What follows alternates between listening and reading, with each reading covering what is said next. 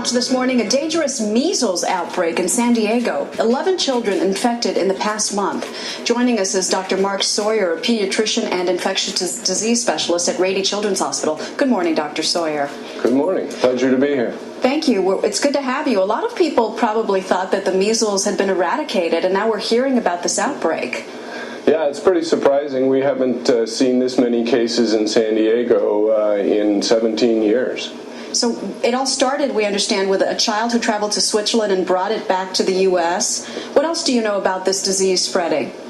Well, the interesting thing about measles is that it is probably the most contagious infectious disease that we deal with. So this child came back to San Diego, developed the measles, and then the subsequent cases have been exposed either in school or in some cases just in the doctor's office. That is, he came in to see the doctor because he was sick, and other children who happened to pass through the waiting room of that doctor's office on the same morning became infected as well. It just demonstrates how contagious this disease is. I have a 2-year-old, and you just made me shudder. So what are the symptoms? Initially, do you get those little red dots that we've been seeing in these pictures? Well, no, the rash is not the first thing that happens. Usually fever comes first, and there's usually a cough. Some children have conjunctivitis or pink eye and a runny nose, and then the rash comes after a few days of the illness. The rash is the most identifiable or noticeable thing and the most dramatic thing. It starts on the face and moves down the body, and it's very bright red and really pretty much covers the whole body by the time the infection runs its course. And the whole illness lasts about 10 days. It's a miserable experience for children to have the measles. But is it dangerous?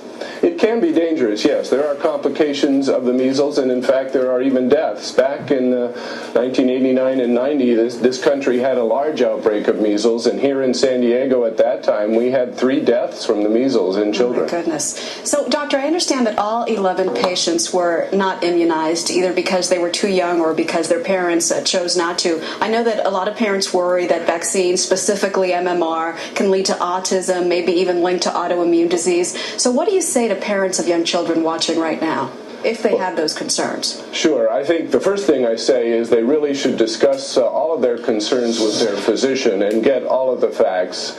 In my opinion, parents who choose not to have their children vaccinated are not making a fully informed decision.